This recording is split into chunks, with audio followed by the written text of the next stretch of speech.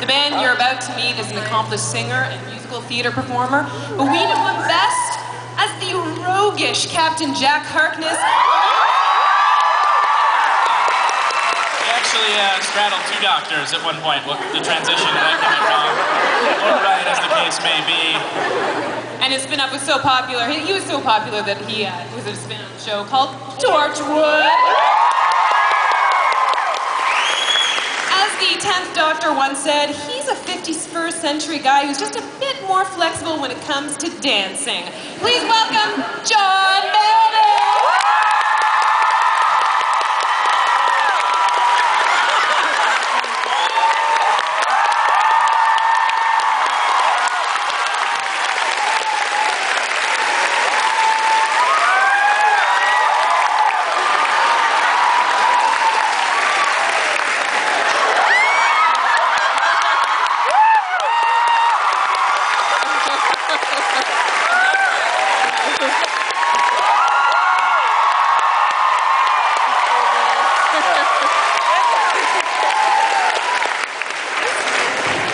Excuse me, fucking awesome. I apologize now for that, for swearing, but you know, I am what I am and you just get over it. Oh, you're gonna, what? Where are you going? You got mic problems? It's the first time you've ever had a problem holding something like that in your hands. But you seem to be okay with it. God love ya. Oh boy. Who cares if it's Sunday?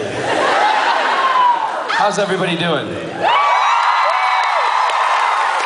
I just have to say that thank you very much for the huge response you've given me here in Toronto. I have been to Toronto before. It's the first time I've done Fan Expo. I've been asked a few times to come, but I can guarantee you if I'm asked again, I will be back.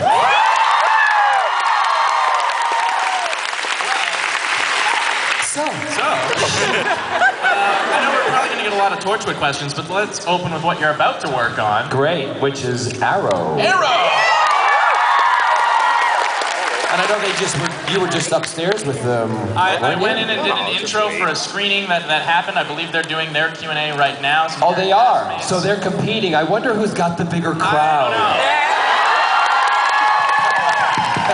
No, I hope you all watch it because I can't really tell you that much about it, but I'm just being called, my character is called the Well-Dressed Man. But I think you can handle that. I'm pretty sure I can handle it. But there'll be more revealed about him. He'll be pivotal in the program, and yeah, it's something I'm very excited about. I fly back to Los Angeles this afternoon, and then I have an overnight in LA, and then I fly up to Vancouver tomorrow morning, and I start shooting again tomorrow morning. So it's a busy schedule, but I'm really excited. It came out of the blue. It came from left field, and they rang me and asked me if I would. This is what's great. Would you like to play the character on this new show? And I was like, yeah. I mean, come on. So yeah, I'm glad to be going into another kind of realm of, you know, fiction, sci-fi, and fantasy and stuff like that. So it's really cool. Time to create another cool character. We want to talk about one of your coolest characters ever. Go on. The ever-eager Captain Jack flirted with every woman, man, robot, alien. Yes. He loves an eager beaver. So how much? And you got a lot of them here in Canada, let me tell you. How much of John is in Jack?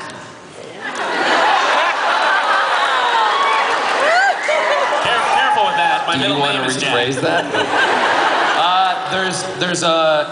The one thing that I always feel when you're playing a character, I hate using the word character because I know a lot of other actors get up and go, you know, the motivation behind it is really feeling, you know, what's inside. Shut the hell up. For people to like you and your character on television, you have to put an element of yourself into that character. And I'm proud that Russell and Stephen Moffat and everybody, and Jane Espins and everyone who was involved in the writings for Captain Jack, they got to know me first. And then they put my personality, part of it, into Jack. So there's a lot of Jack in John and a lot of John in Jack. But, personality-wise, because you all know me from, I assume you do, from either, TV or books or interviews, and you know that I am kind of like Jack in his wit and his sexuality and all that kind of stuff, but the only thing I don't do is walk around the street shooting people in the head. Although it seems to be a thing right now on the news. So that's it. I think that's important, and that's what makes the characters and the character in shows for you guys good, because you get to see personality rather than something that is created.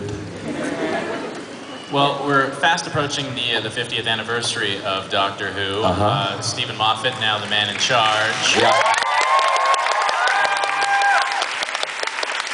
Let's pretend that you had some creative control over the 50th anniversary episode. How would you like to see Captain Jack return, and hang out with the Doctor? Is there a particular adventure you'd like to see them take on or something? I gotta be honest with you, I haven't really thought about that, and just off the top of my head, Matt Smith. I did meet Matt Smith before I knew he had got the role of the Doctor. We knew what was going. Obviously, we know a lot before you do. And I sat down at a table with him at the BBC in one of the press offices and just had a chat. And we both said it would be great if his Doctor and Jack crossed and met. I don't know. I think it would be interesting to see if he would come and find Jack on planet Earth. It's difficult because we try not to cross. Jack can cross over, but the Doctor can't cross into Torchwood. He just can't. It's not. In our world, it's not allowed. So I think if he would find him, he could travel back in time and find Jack somewhere, maybe chained up, surviving, or go to the future. What might be interesting is to, go to the future and see how he becomes the face of Bo. Now that's just my little thing. Don't anybody go online and go, John Barrowman says that Matt Smith's Doctor is going to be, and they're going to become the face of Bo. No. That's going to happen. I know it's going to happen. But I have to say that so I clear myself of all. We are going to throw it out to the audience, but I just want to ask one question. If you had to choose, who is your favorite Doctor? Don't even Come see, on. gosh darn it. Come on. Like I'm going to answer that. Not even, like... No, listen, you'll all understand this. I love the Doctor Who experience. I love the show, but I have to say my Doctor is David Tennant. Otherwise known as David Tennant.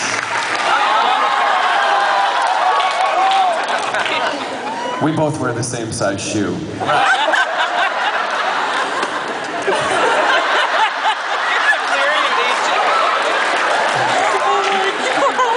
At what point do I break the gaze? Did you see? What point do I break gaze? We're sharing a gaze. Don't fight with gaze. Because we will break you.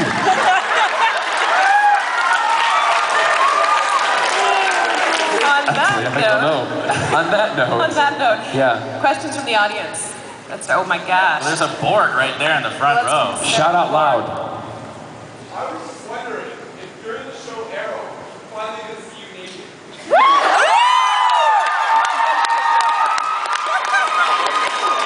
Well, you've already seen me naked in Torchwood and in Doctor Who. What do you want to see me naked again for in Arrow? I don't know. Listen, I'll leave the nakedness up to Steve. How can you be the well-dressed man if you're undressed? Correct. Well, they have a term in England. It's which way do you dress? You didn't get that, did you? Dress to the left or the right, get it? Yeah. Never mind. Yeah, I don't know. I hope there's no nude scenes because I got a love handles that I got to get rid of first. And to compete with the Steve who plays the lead in it, he's got like a 52 pack. And he's awesome. Yeah, awesome. And it's in my contract that he must be naked every time around me. Yes! He doesn't know that yet, but... Okay, keep calm, and I'm not quite sure where that's going. Keep calm and something on. Okay. This is not really a question, it's more of a comment. Okay, next. Anyway. A couple months ago, I was bound to a wheelchair, and I was in a wheelchair for a very long time. And I recently just got out of it, and while I was in my wheelchair, I couldn't really leave the house, so I would watch Doctor Who and Torchwood. Yeah. And it gave me that escape, so I really just wanted to say thank you for giving me that option. Wow. You're welcome, but it's you who basically did all the hard work. And if you were housebound, you should have just stuck some black cardboard over yourself in the wheelchair and become a Dalek. It would have been fabulous. That'll make it fun, doesn't it? Yeah? Have you done that yet? Anybody? No? Do it. It's great. These are conventions where people are passionate about, various entertainments come to, anime, whatever. Yeah. What is your geek out thing at the moment? What are you passionate about these days? Oh, I've got a lot. Well, I've got a lot of geek out things. I mean, I buy a lot of collectible stuff. I do. I collect character dolls from shows, and also at the moment I'm really big into they're selling them out there. You know, the pint glasses with the. With Batman and Superman and all the different characters on them, and they just released Josie and the Pussycat. So I bought Josie and the Pussycats, and I also got they did some of the Archie characters, and I got some of those. What else? T-shirts are always my big thing. Every time I do a convention, I walk the floor. I don't go in disguise. I mean, I'm sure some of you saw me walking over the last couple of days. And everybody's cool. They let me do my thing because they know I'm a big geek myself. Right. So I buy T-shirts, and then when I take them back, to the hotel, Scott rifles through them and gets the ones that he wants. And usually they're the ones that I want, so there ends up being a big fight, but then that leads into something else that's really a lot of fun. And we wear the T-shirts, and then we pretend we're the superheroes, and it's awesome.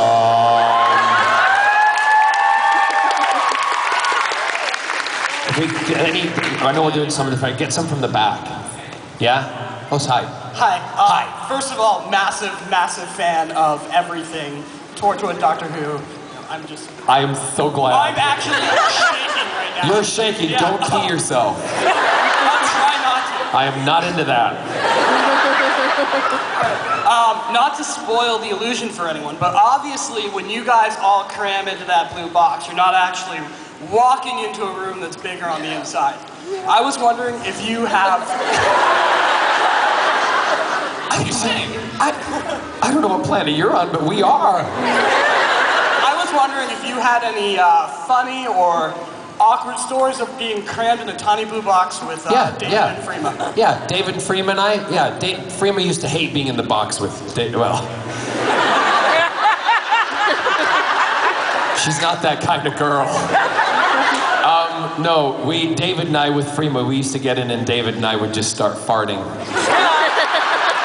And she's going, ah! Freema never swore or anything like that, but I would look at David and I go, you ready? He's like, yeah. And she'd just go, oh, you guys are sick. And action. That's why she always comes out of the TARDIS looking like she's just freaked, going, ah! and then those episodes, and when we would do that, we would call it the TARDIS.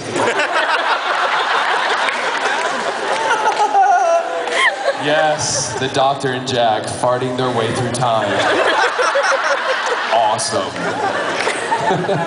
Angela, okay, yes. Hi, big fan. I was wondering, due to the huge recent population of fans in America, we've had a lot of increase in support with BBC America releasing Doctor Who at the same time. I'm wondering, do you think this is going to lead possibly to an American or a Canadian having a role as a companion or even as the Doctor? I'm sure it could happen. I mean, look, I grew up, I am British by birth, but I grew up in America, and I was in the TARDIS, so you had Tegan in the past, who was Australian. You've had different actors and actresses who play stuff. Of course there's room for a Canadian, and I think it would be... The one thing that is great about sort of the fan world and sci-fi world at the moment, it is becoming more international, and you also have to play those things for other networks. Look, I'm going to be an Arrow, but I'm not stupid. I know that I'm on there, and I'm going to direct, hopefully you guys will come along to watch it, so they've got a huge audience going to come to their show right away. That's me talking smart business. So obviously, if BBC America or the BBC in the UK or BBC Worldwide want to further the shows and make them more popular in the different countries, of course they could bring in a Canadian. I think it'd be great. Just make sure he or she is hot. And they are a lumberjack. Wouldn't that be good, a lesbian lumberjack in the TARDIS? God love the lesbians. Yeah, just choose better shoes. Okay?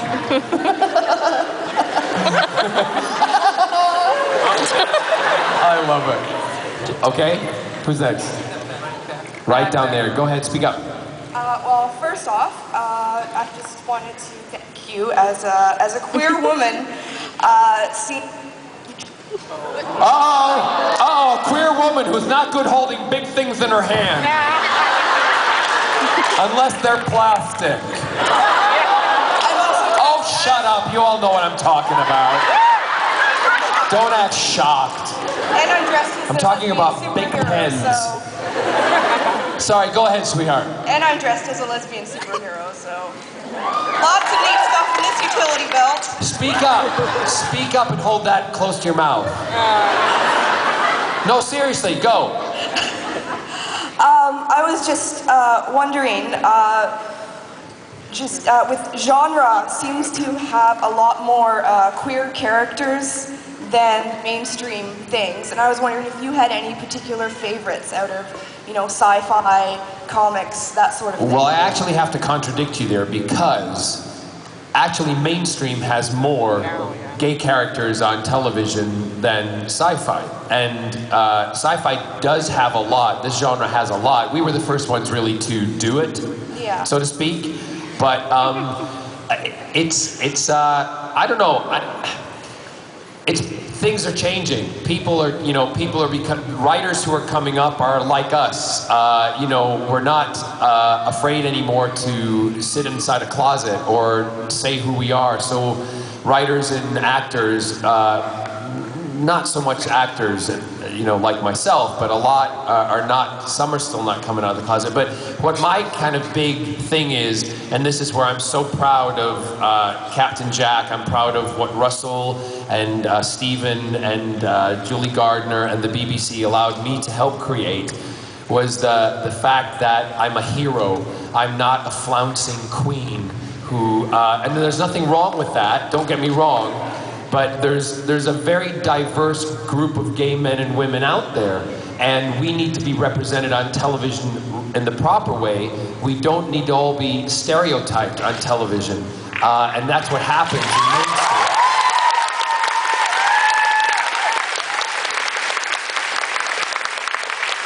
And unfortunately, certain audiences around the world only identify with types. But for the writers and people who are creating new shows and doing things differently and breaking those stereotypes, those are the shows that we should stand by and stand up for and watch and be proud of. So anyway. Just on that note, do you still find it's difficult in mainstream world in Hollywood? It still seems like it's hard for a lot of men to come out and then be able to be active in mainstream roles. I don't know how to answer that, because I don't give a shit what other people think. And if you are allowing someone to dictate the fear in yourself, to dictate, you know, so you can't be who you are, then you really should grow a set of cojones and speak up and be up. I had producers say to me, you know, in fact, it was what someone said to me, and this producer was gay themselves, and they said, you know, you shouldn't say about, you know, your partner, you shouldn't talk about this, you shouldn't do that, you shouldn't be who you are. And I went back to Scott and I said, look, what do I do? And he said, well, what do you want to do? And I said, well, I'm not going to ask you to hide and pretend that, and go to a function and then pretend to have a girl in my arm just because some people aren't comfortable with it. That's not my problem. So I'm going to be who I am. And I basically said, no, I'm not going to do it. You know, and they weren't cool with that. But you know what? That's their bad. And if they want to write me out or put me out of a show because of that, I don't care. I don't want to be in a show with people like that, you know? So it is hard, you know.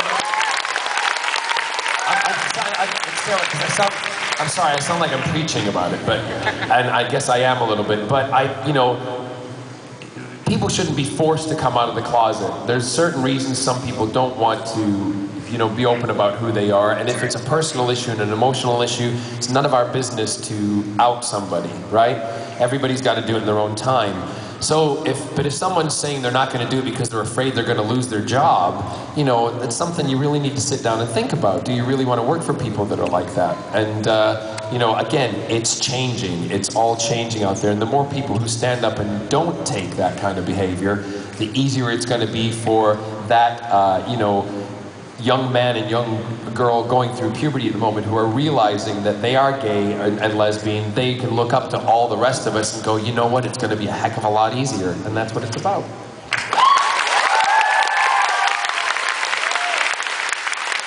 Who's next? Red hair and glasses. Red hair and glasses. Hi. I just want to say, John, I know you've done a lot of theater, and I wondered, did you take anything from your theater experiences when you're preparing for television roles, and which do you prefer? I never answer which I prefer, because as soon as I say what my favorite is, I'll be pigeonholed, and I love the diversity of my career at the moment. Do I take anything from theater to television? I mean, I guess you take a little bit of everything, you know, a little bit of pizzazz and show business. I mean, I don't know, it's a lot of people say, you know, it used to be the old thing, they'd say musical theater people couldn't do television, but a lot of actors, you know, very good ones come from musical theater, and a lot of people from television go into theater, so it's kind of a great crossover. What I do love is that the fans have realized that, you know, sci-fi is a world of heightened reality, as is musical theater, and a lot of people have come over to musical theater, and you've got shows like Wicked, which are dealing with, you know, all sorts of different things, and you know, who's you know, you never know. There might be another big sci-fi musical one day to come along. So you know, those are the kind of great things. So I think the crossover is great, and I know a lot of you guys have crossed over into those different worlds, and it's fab. On a follow-up to that, yeah. You recently were doing some hosting work at Comic-Con, being the interviewer. Yeah. Which Do you prefer, being yourself in those instances, or do you prefer being characters in entertainment? Well, again, I'm not going to say. Because I enjoy that I can go on television and be someone like Captain Jack or the Well-Dressed Man or a villain in Desperate Housewives, you know, and then a week later, like in 2 weeks, I am hosting G4 again, Attack of the Show, for a whole week. So I get to go do that, and I get to be a fan geek and a nerd because I get to interview the people that, you know, I think are awesome, and I kind of sit there and go. But what I love about it is I get to have a conversation. I think, you know, the first time I ever hosted a show in Britain, a live show, I was like writing all the questions out, and you guys know this, you plan ahead, but interviews never go that way, unless the person you're talking to doesn't talk. Yeah, that's a nightmare. You know, yeah. So what was it like working the movie? Good. And then you're like, oh God, I gotta fill 10 minutes. So I enjoy every aspect of what I do, and I love doing things where I love to talk, where I get to talk and talk to people. But you also have an essence that's kind of like that old razzle-dazzle kind of like early Hollywood. Like you have that. It's called gay.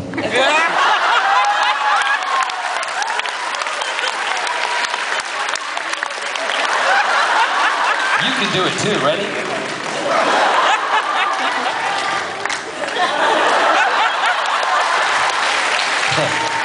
No, I consider myself, I know what you're saying, I consider myself to be an entertainer. I don't shy away from people who say, I'm just an actor. I'm an actor, I'm a singer, I dance, well, I move, I don't really dance. I saw your single ladies dance. Did you? That was not meant to be online. That was a company that did our graphics for my entertainment show, Tonight's the Night on the BBC, and which CBC didn't want to buy, so that Canada didn't get it. Right to them. No, it's an awesome show. I'd love to bring it to North America. But yeah, it's I've lost where I've been talking. What I'm talking about pizzazz. Pizzazz. Yeah, You dance. I'm an entertainer. I don't shy away from that, and I love what I do. All right, Angela, where are you? Yes, there, down the aisle. Yes. First off, this thing is heavy as heck. And actually, you had a perfect lead up to the question I had. I was going to see if you would do single ladies for the crowd here, or possibly.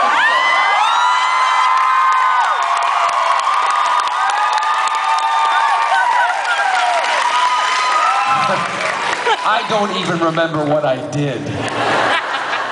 I can't do it. You can't dance a cappella. You just can't. Oh, no. We'll see. My voice is really tired because I've been talking to everybody at the table, and, I've been going to strip clubs at night, and... Lots of hooting and hollering. I have to tell you something really funny. I did get a lap dance last night.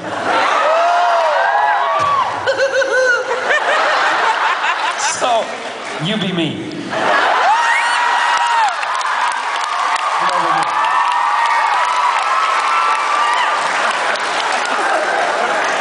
You be me. Oh, God. So, have any of you ever had a lap dance before? Yeah, whatever.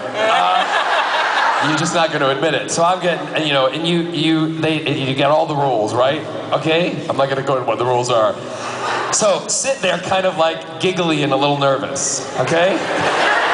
And I'm getting this, and I'm getting this, and da-da-da-da-da. But the whole time, it was a guy, obviously. He's going,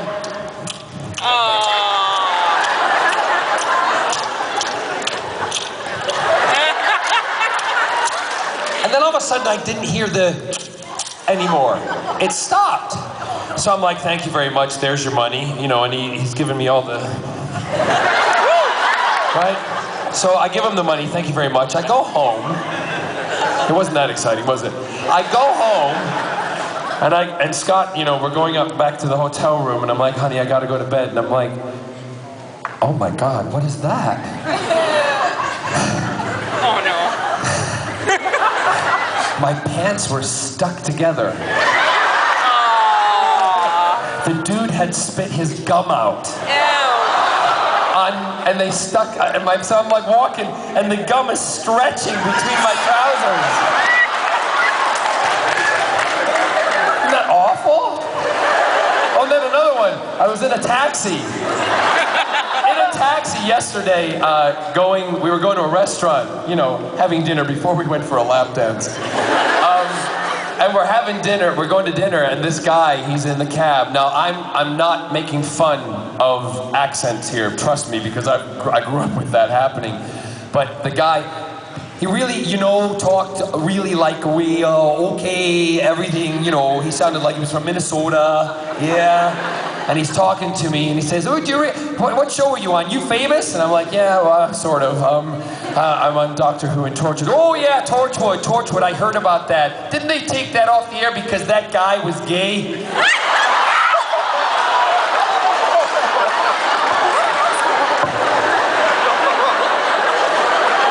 Scott went like this.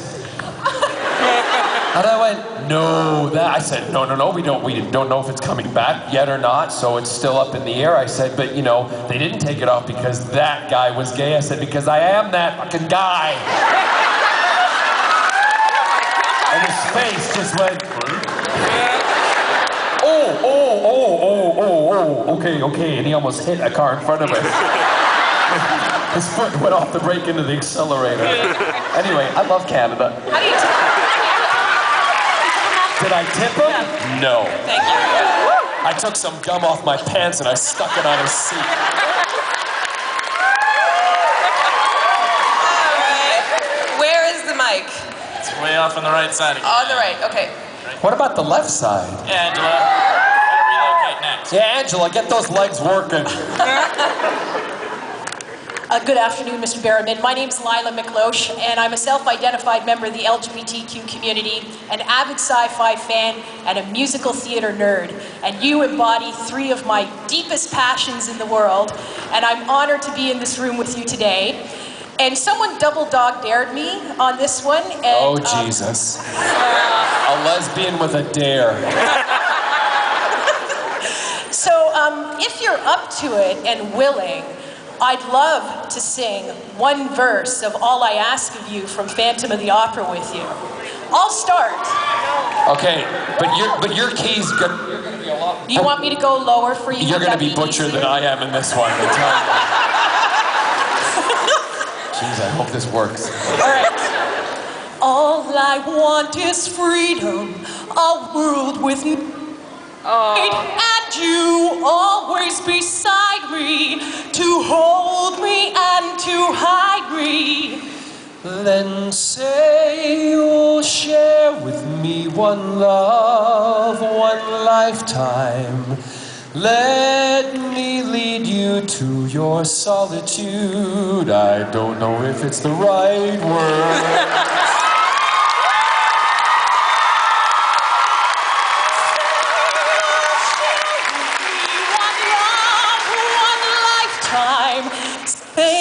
Say the word and I will follow you. Love me, that's all I ask of you.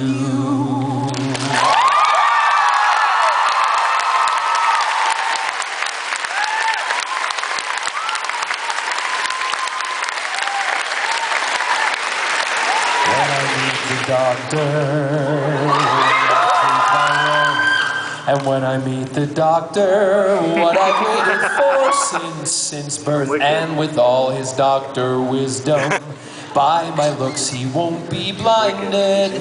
Do you think the doctor is dumb? Or like Oots, he's so small-minded? No, he'll say to me, I see who you truly are, Jack, a man on whom I can rely. And that's how we'll begin, the doctor and I.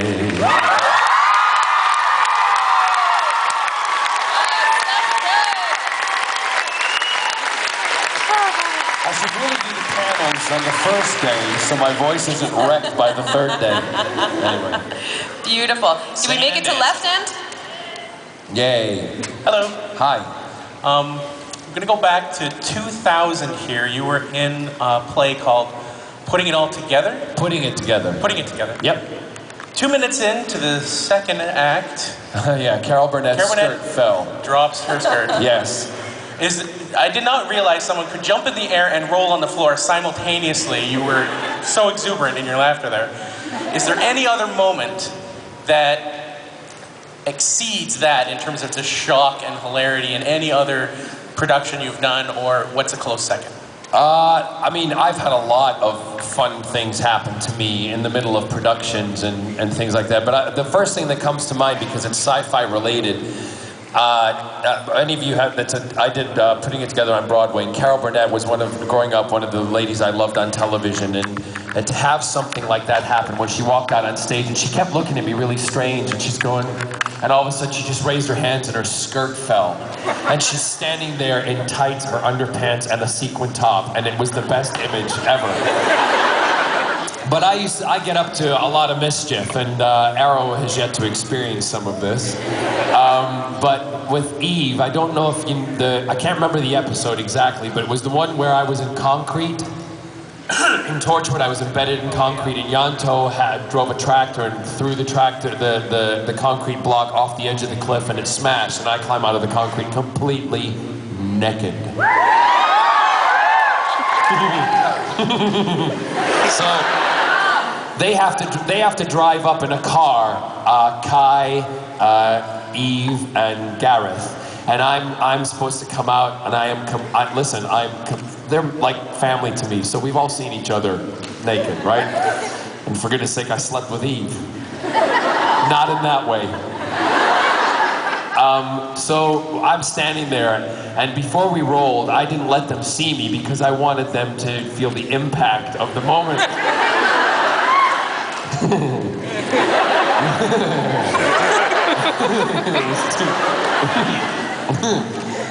Anyway, I warmed things up a little.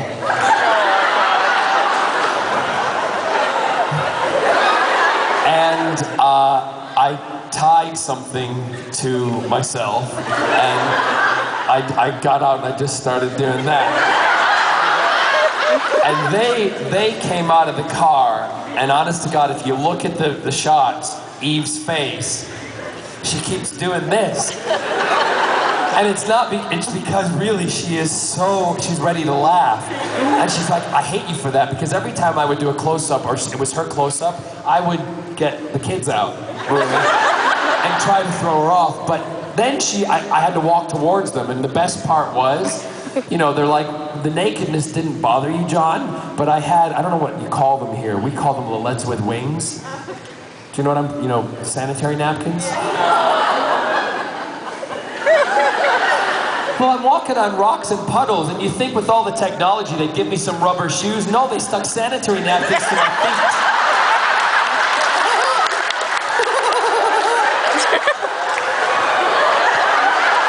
So I did. I'm giving it that, and then Eve says the line to me, and I go, camera's over there, they can't see it. But they fill up with a shitload of water, let me tell you. It was like having weights on my feet. Brilliant. So those are the kind of things that we get up to. Way at the back there. Yeah. Hello, thank you very much. Hi. I just wanted to say it's said a couple times, but thank you so much for portraying such a positive role model on TV, like main star, action hero. My pleasure. Jack of all trades, pardon the pun. But my question is actually work with your sister, because you've done several books, you did Torchwood book, and I know personally speaking, if I worked with my sister, one of us would end up murdered, probably me. Well, we sometimes, want to murder each other, but my sister and I have a really good time. Sorry, are you done? Yeah, what's the question? How did that come about? Like, did she go to you, you go to her? Was it something else? Well, I have to tell you, it sort of goes back, and that's where my show Tonight's the Night came from, about making people's dreams come true, because my dream was always to do something like this. I never thought that when I was a little boy, that one day, sitting on that sofa or hiding behind it, watching a TV show about a man traveling through time in a blue police box, did I ever think that one day I would be in that police box and become one of those heroes that kids would just sit and watch and do the same for. So I'm a big believer in dreams and thinking positive no matter what happens in your life. So for me, having my dreams come true, because it's because of you guys that I live the life that is unbelievable, and I truly want you to know that I am absolutely grateful, and that's why I'm not an asshole, okay?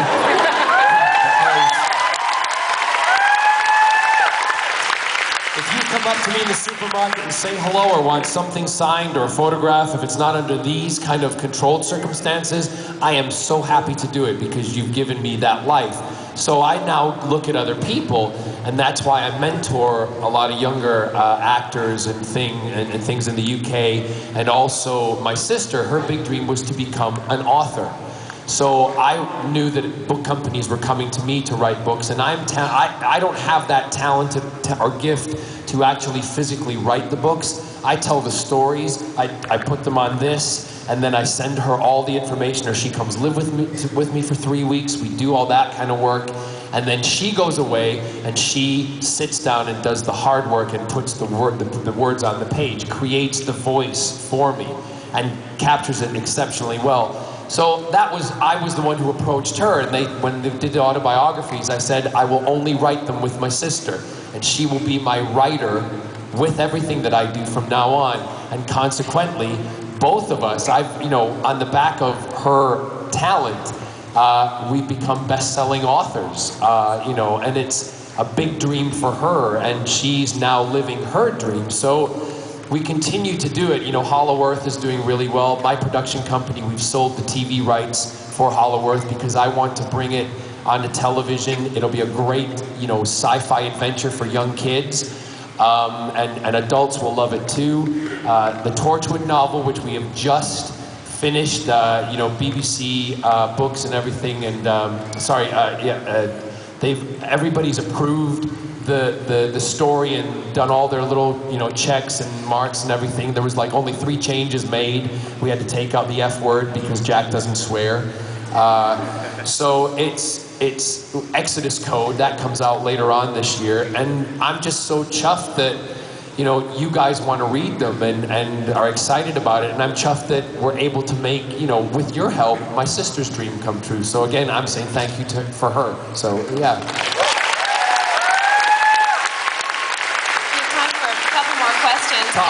I won't talk as long, sorry. You've had your hand up forever, so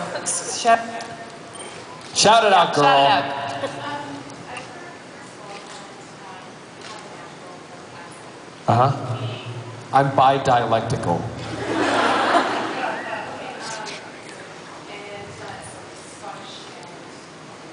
Correct. Okay. Can you say something in Scottish? I can say a lot in Scottish. The only reason that sometimes, I know a lot of people are coming up to me at the table, they're asking me to do my Scottish accent, and I say this now, the reason I started to speak American when I came to the US when I was about 9 years old is because people made fun of this accent, and I was bullied, and rather than being bullied, I decided to play them at their own game, so I learned how to speak American. Now, it's not a conscious thing for me, it just happens. I don't have to think about it, I can turn it off and on anytime I want, because when I'm with my mum and my dad, and my sister and my brother, we speak Scottish, but when we turn and speak to my niece and nephew, Claire and Turner, I speak American.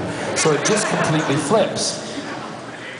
I am, it's nothing, it's not thought out, it's not planned, because some people think I'm faking it, and it's not, it's part of who I am. So that's why my sister and I created in the first book, Anything Goes, that word, bi-dialectical. It's probably the one and only time I ever will be bi.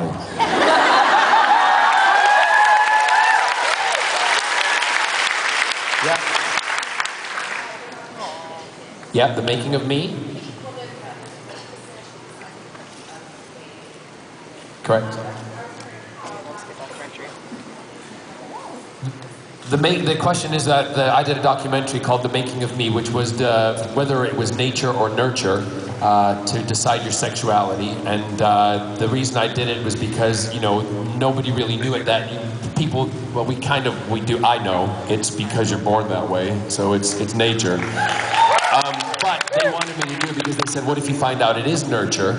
Will it change who you are? And that was the big question for me. And I said, well, I have to deal with that when it comes. But in my head, I knew it was never going to happen. That documentary has been received exceptionally well all over the world. I have people from places like Russia and South Korea who come up to me and say, we saw that. That's the one program they've seen, and they are, so happy because it's changed a lot of people's attitudes about it. And in fact, I was talking to a young girl at the table earlier who, was thinking about coming out to her parents, and she was saying to me at the table, and I said, well, show The Making of Me, and that might be the progression that will help. But, so I'm really proud of that program. You're welcome. Back in the red shirt, probably last question. Oh, is it last question? Oh. 2 more? When do we have to finish? We have to finish at 3. No, we don't have to finish at 3. It's 1:45. We have 3 minutes. Go, question. You've talked about your excitement and about your new role in Arrow. So when you get a script, what is it that makes you say, yes, yes, oh my God, yes? I didn't understand that. You need to speak a little clearer and hold them and shout and speak up.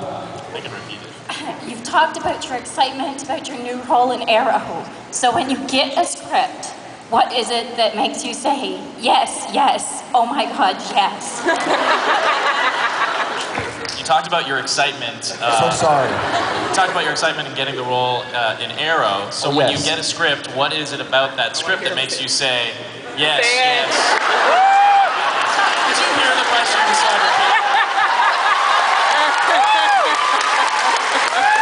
You're so gullible. You know what? It's about story, and it's also about, a little bit about, I can't say too much about Arrow, but we all know where it kind of comes from. I'm not saying, but we all know where it kind of comes from, right? And that's what excites me. It's because, and I only do jobs because I want to do them. I've done jobs before where I've done it for the money, and I've had an awful time. So I learned a lesson very, very early on in my career. And now, whether the job pays a lot or a little, I'll do it because I want to do it. And I think that gives you the best kind of bank balance, which is here and here. Last one. Anyone from the center? The lady in red.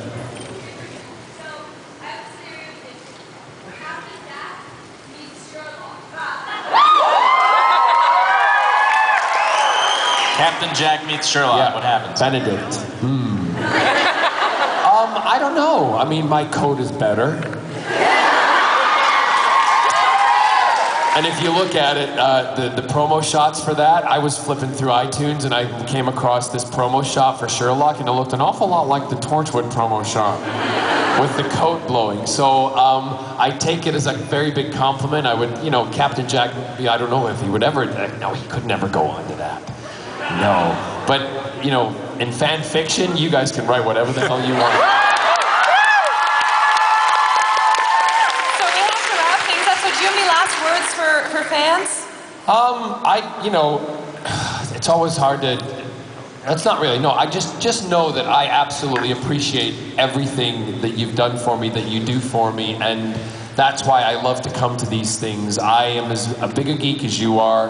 I'm proud to be part of the sci-fi world, and I love the fact that you love what I do, and I'll continue to do it as long as you want to be a part of it. Absolutely.